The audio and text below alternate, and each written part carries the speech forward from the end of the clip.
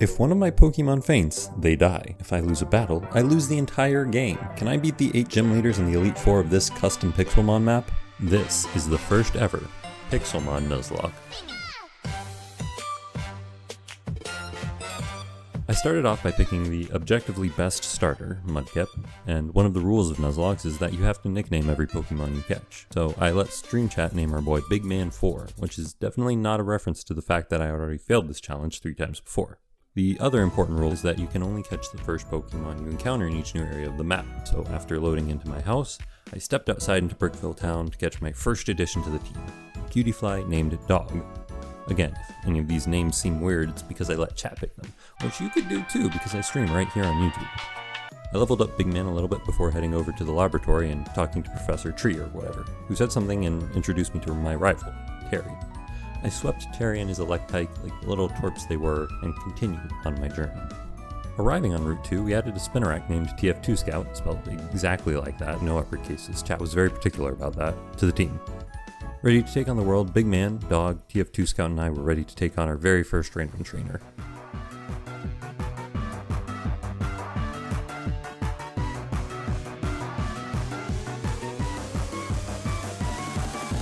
And his C-Dot made the mistake of using Bide, which would prevent him from attacking for 2 turns while Dog whittled him down to nothing. But I underestimated how much damage C-Dot could withstand, and C-Dot returned 2 times the damage received onto Dog. Dog fainted. I'd barely taken 2 steps out of my hometown, and I had already lost one of my team members. This challenge was going to be harder than I thought. I picked my head up and carried on through Sproketown and the neighboring maze-like forest, picking up a Viper named Sliver on the way, losing TF2 Scout, and evolving Big Man into a Marshtomp. While walking into Stonelean Town, I had an encounter with a nefarious organization known as Team Dusk.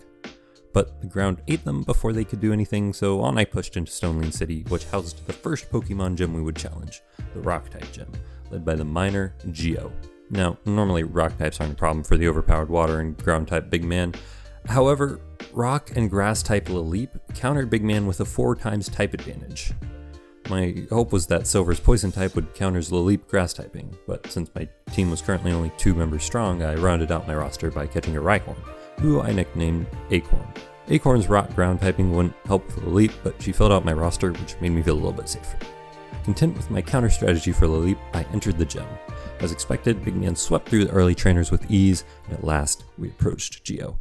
The battle started, and Geo's Dwebble melted under Big Man's onslaught. Knowing Big Man's only weakness, Geo threw out his Lileep. I countered with Silver, but Silver was under-leveled and eventually succumbed to Lileep. I was, quite frankly, screwed. Both of my remaining Pokemon were 4 times weak to Grass, and Lileep's Giga Drain meant that Sliver had barely made a dent in Lileep's health. There was no way out for me. I couldn't win the fight, I couldn't run, and my game crashed. When I reloaded, I was out of the battle, but Sliver was still dead. We had kept the run alive, but not our number 1 counter to Lileep. But I had no more areas where I could catch more Pokemon. But who said I had to catch them? Most runs allow the use of Pokemon received as an in-game gift. And lucky for me, Stonelean City has some of the most charitable people I have ever met. In one building, I was able to obtain any Alolan Pokemon of my choice, and still needing a solid counter for Lileep, I settled on another poison type, Alolan Grimer, who I nicknamed Reaper. In another building, I found a fossil exhibit where they were just giving away a fossil Pokemon of my choice. Here I decided on a Shieldon, who we nicknamed Bazinga, because, Shieldon, Bazinga, you get it. The CEO of this building also gave me a lead on where to find an old Amber, which I could turn into an Aerodactyl, which would have been very nice, but while exploring to try and find it, I saw a big Nidoking and got scared and ran away. Reaper would have to carry us against Lileep. None of Reaper's moves were super effective against Lileep, but Reaper did know Poison Gas, which was a guaranteed poison on the enemy. After a little more training, I once again challenged Geo. This time, when Geo brought out his Lileep, I was ready. Reaper poisoned Lileep and then disabled Lileep's Ancient Power, which was the only threat to Reaper left in Lileep's arsenal. By using a combination of healing items and damaging moves, Reaper was able to stall out Lileep until the menace finally fainted. Big Man was able to clean up the remaining Soul Rock, and we finally won our first badge. The Boulder Badge. Following my dramatic victory against Geo, I finally had the balls to go back and sneak past that Nidoking to get the old Amber and turn it into a powerful Aerodactyl, who I nicknamed Golgi Apparatus, or Golgi for short. Chat had offered some weird names in the past, but this one was all me.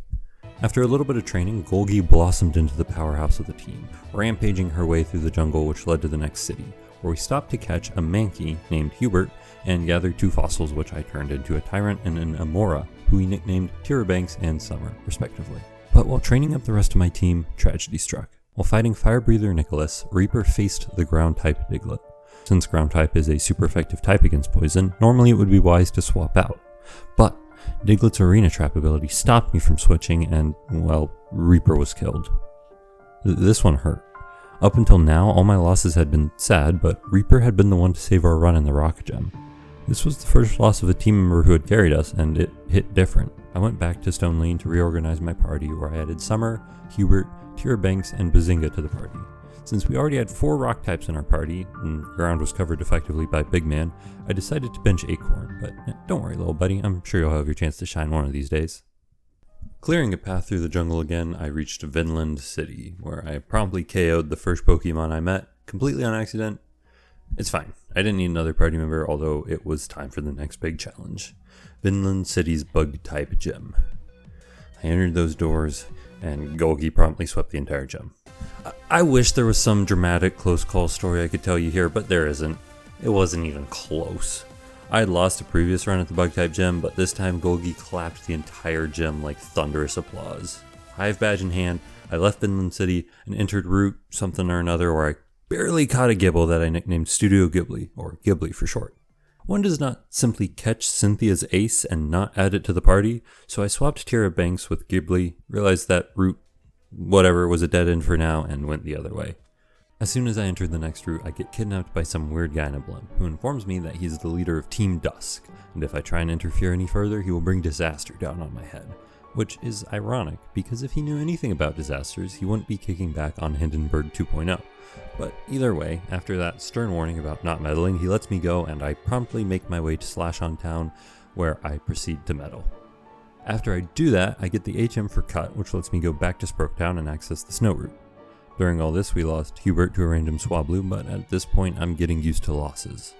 After all, Hubert isn't an incredible benefit to the team, and I had already caught a Spoinkwe named Lil Sprang and a Slowpoke named Slabroski, and we also caught a Vulpix named Toast, and I just need to point out, look how adorable she is. She's just so tiny. On top of our new additions, we evolved Ghibli into a Gabite. Even if we didn't have all of this to counter losing Hubert, the entire team was being carried by Golgi and Big Man. Watch this battle. Golgi is soloing the entire enemy team. Even this Lucy... No! Losing Golgi hurt really bad. Not only had Golgi been carrying the team so far, she had the stats to be a good member of the team until the end of the run. Besides, I'd been so focused on leveling her and Big Man up that the rest of my team was really far behind level-wise. As I arrived in Aurora City, I knew I would need to do some serious training if I were to take on the Ice-type gym. The main problem with fighting the Ice-type gym was that I didn't have a strong counter for Ice types on my team. I decided that the best I could do was to train up the rest of my team and play around the fact that my water types would resist both ice and water moves. During training, I lost both Bazinga and Slabowski to Kamikaze moves, but Big Man did evolve into a Swampert, so there's that. Prepared for a long battle, my team and I entered the gym. After a really weird bowling minigame to actually get access to the gym room, I led with Big Man, as I began the battle with gym leader Blake. Alright, buddy boy. Blake's Pokemon all eventually felt Big Man's overleveled might, who proved able to carry the team, even with the gaping hole left by Golgi's loss. Glacier Badge safely in my inventory, the team and I journeyed onwards, heading towards our next destination, Spookvale City. Immediately after leaving Aurora City, I ran into a Galarian Mr. Mime, who I caught and named Blue Bob. Bob was our one catch on the route between Aurora and Spookvale when I came across a shiny Paris. No, what? It's a shiny!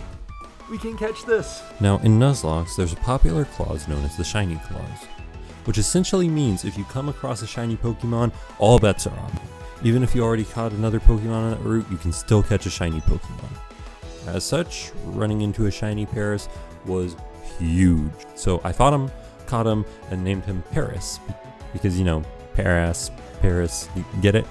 Get it? I roll into Spookvale, where we catch a Meowth named Lester. This catch is really good for the upcoming Ghost Gym, because Meowth's normal type makes him immune to Ghost type moves, and Meowth can also learn a lot of Dark type moves, which are super effective against Ghost types. Lester has the potential to be a huge help to the gym, and he got KO'd by a Mimikyu with Woodhammer. We move on, evolving Paris into a Parasect, so now the joke doesn't quite work as well, but Parasect is a tank, so it's a trade-off I had to make. After a crap ton of training, we enter the gym. As I stepped into the creaky old manor, I had to poke around to try and find the proper entrance to the gym.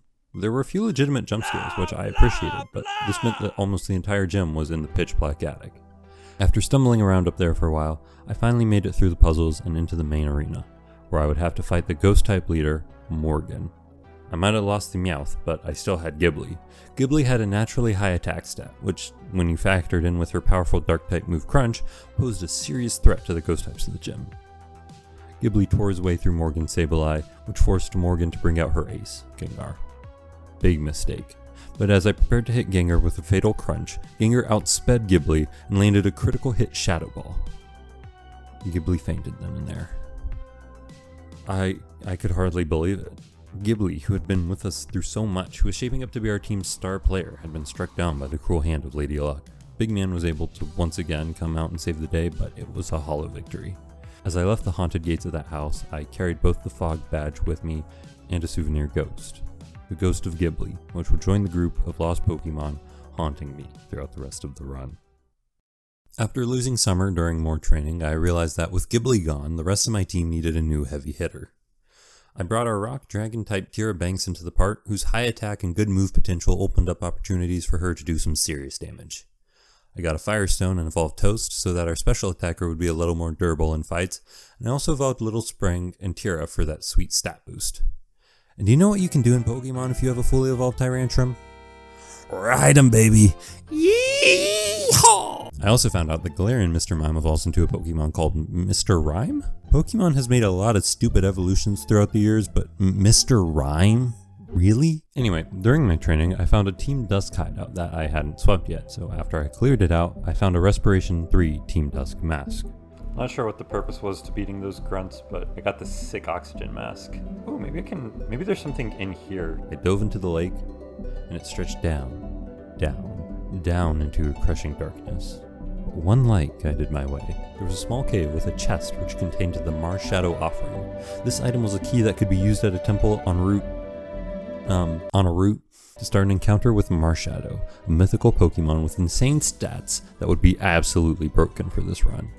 I rushed to the temple and started the encounter, using Paris to whittle down Marshadow's health and apply status effects. Pokeball after Pokeball I threw, and time and again, Marshadow refused to be caught.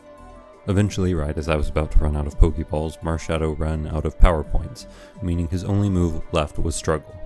Struggle damages the enemy, but it also damages yourself, and Marshadow took himself down rather than be captured, while also doing just enough damage to bring Paris down with him. I lost more than just a chance at an OP addition to our team. I also lost an absolute tank that brought good type diversity as well, and a friend. The team and I pushed onwards, and I know I've mentioned how much Big Man 4 has done for us in the past, but he really stepped up here.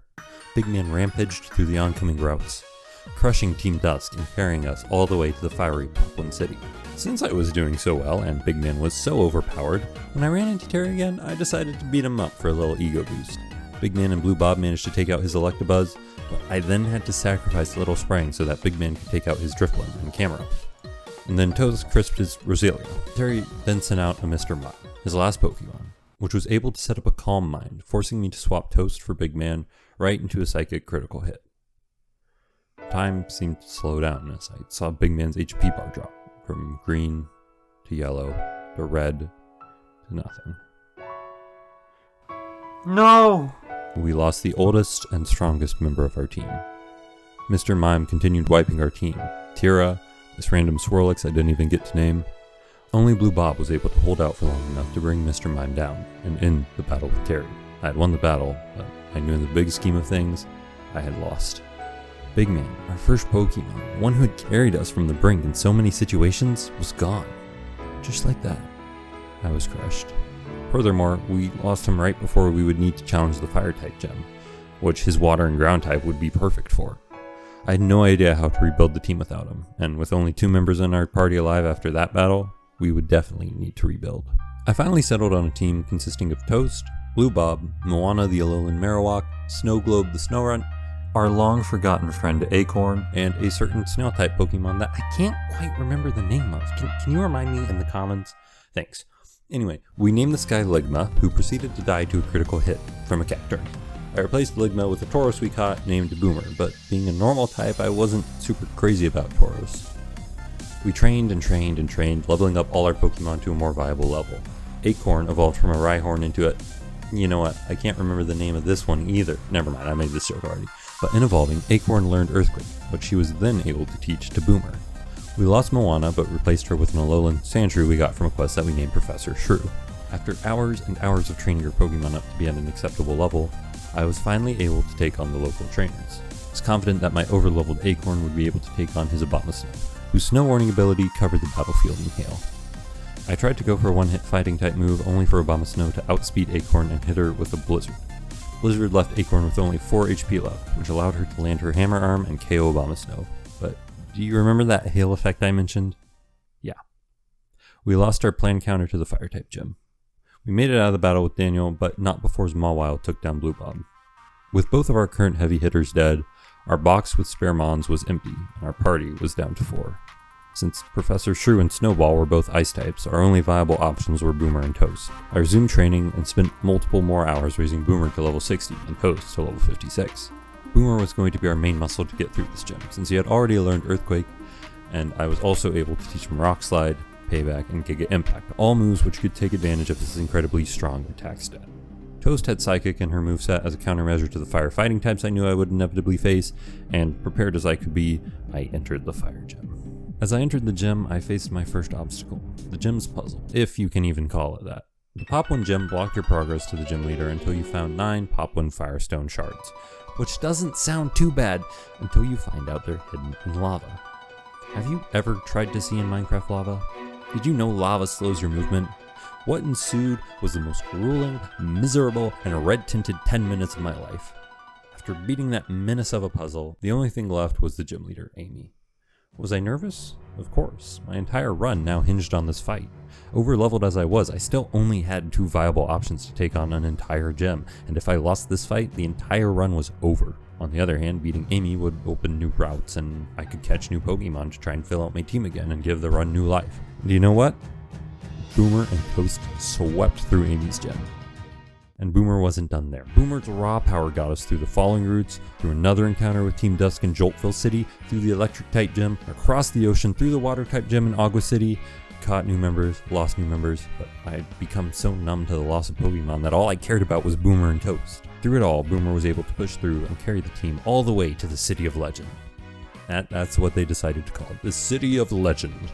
Here was the home to the Dragon-type gym, and since the local levels were starting to catch up with Boomer, I decided to do a little bit more training. In Agua City, there was a hotel with a lot of high-level trainers, which seemed like the perfect place to level Boomer up further for the upcoming ordeal, and a super effective rock had brought Boomer down. I hadn't felt pain like this since I had lost Big Man, since I had lost Golgi, and Boomer passed on to join the other fallen legends, as I stumbled through the rest of the battle, still reeling from the shock and the loss. At this point, the only truly OG member of the team left was Toast. I made a joke that if we ever lost Toast, then the run would be over. I thought my joke would come true then when, in the City of Legends Undertown, a Golurk wiped out every remaining member of my team except Toast. In one last-ditch effort to survive, I threw out a Pokeball and caught the Golurk, who I named Flapjack. I also got a Poipole from a quest, who I nicknamed Scooter and evolved into a whatever this is. And with these 3 Pokemon, I would need to make it through the 8th and final Dragon-type gym. As I fought through the trainers blocking my way to the final battle, Flapjack was going up against a Kingdra. I switched Scooter in to save our Golurk, and the Salamence landed a critical hit Dragon Claw. We lost Scooter there. I stumbled my way to the final gym leader, and with Flapjack leading the way, we started the battle. Flapjack punched his way through the entire final team, and rising badge in hand, 3 of us, Flapjack, Toast, and I, trudged on towards Victory Road and the Elite Four. As Flapjack carried us through Victory Road, we caught an Aggron, and when we finally reached the Pokemon League, the last obstacle standing in between us and the Elite Four was Terry. Our last challenge before the final gauntlet. A chance to avenge Big Man for that battle so long ago. I sent out Flapjack. Flapjack one-hit Terry's Electivire with an Earthquake and tanked Terry's Milotic so that Aggron could come out and finish the job. But then Terry sent out his Mr. Mime. Mr. Mime got off 2 Charge Beams, which raised his special attack while also doing damage, and finished off Aggron. I switched to Flapjack to counter, but Mr. Mime had become too strong. Flapjack fell to a Magical Leaf attack. Toast was the only one left, and as I sent her out, I knew that my prediction had finally come true. If Toast died, the entire run would die with her, but it was hopeless. Mr. Mime had grown too powerful, and a Psyshock finished Toast. It was over. I had failed the challenge. Right at the cusp of greatness, I'd been defeated. And it was all my fault. Bad typing choices, not focusing on stat moves, all of it. I deserved to fail. But my team did not. And as I looked at my journey so far, I thought of Dog, of Golgi, of Ghibli, of Big Man, of Boomer, of Flapjack and Toast, and all the other members of my team that had been lost due to my faults. I loaded up the world, stocked up on copious amounts of steroids, and tried one more time. We swept through Terry, overcame each of the Elite Four members: Grass, Steel, Flying, and Psychic, and went on to challenge the champion. As it turned out, the champion was the leader of Team Dusk, Unsmash. He started off with his Cloyster, which hit hard but not hard enough to take down Flapjack, who was able to tank his hits until I buffed him to max stats with special items. And once I was done buffing, the massacre began. His Cloyster, his Chandelure, his Shiftry, his Nidoking, his Alakazam, his Sizer. All 6 of them fell before the onslaught, before Flapjack's fury. It was my fault that I had lost the challenge, but it wasn't me who was winning, it was my team. I entered the Hall of Fame, gathered the spoils, and spawned back in my house. I had learned that it was my team and not me that would make it to the end. And having learned that, I realized that maybe, just maybe, it was time to try again.